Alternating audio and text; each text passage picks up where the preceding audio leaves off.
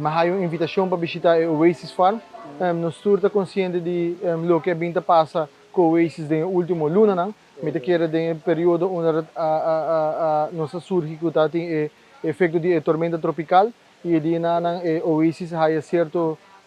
dia não para desmantelar certo de parte não que não a desenvolver. Me serviço com o Oasis Farm de nosso ministério é algo que contribui positivamente de um projeto que contribui positivamente para o que trata food security, onde nós queremos como Ministro da Natureza, mas também o Ministro do Setor Primário, qual está restaurar o Ministério da Natureza e para nós é importante sim para o nós vivemos de um Estado de Direito, então nossa cooperação tem no momento aqui tanto de DOE e DEP para dar período para que o Oasis por realocar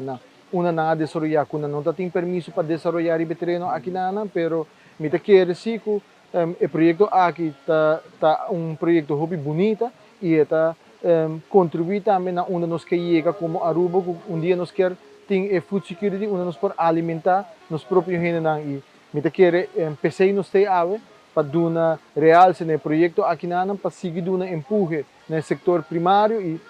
essa aqui é mostra que nós mesmos por se nós ponemos meta nos dilante para começar a cultivar alimentar nos gente e seguro o projeto aqui está agora visitar rápido de turista também e aceita ser projeto self-sustainable hobby na escola também está visitar para sim conhecer que o Oasis Farm está e essa aqui é o que nós queremos empurre do sustento para não me se queda somente na Oasis Farm mas é por todo lugar na outro sítio também onde nos isla para assim que mostra que nós mesmos por cultivar e botar aqui não somente cultivar papaya, bacoba, outro tipo de verdura não mas também quando atender com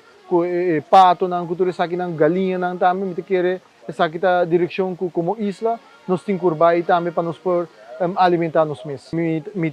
quer que dentro processo aqui de últimos 3 anos tanto experiência com Rutzel agora de cultivar tudo mata aqui me quer ter hobby expertise que é por brinda com outros cidadãos que quizás quer começar e também hobby na escola, na SPO ou na Santa Rosa mesmo, brinda curso, brinda training na empresário não que quer vai em direção aqui também, que não por cima fornitura obstáculo não que é mestre a surpassar para poder chegar aqui não. Me está convencido que é projeto positivo para nossa isla e me espera que é por aí sustento também de comunidade e a visita que estava conta com ele no passado, para mim que o mestre passa dentro é parte negativa, que nós por mim é parte positiva e que é turista e os cidadãos por seguir sostener o Oasis Farm.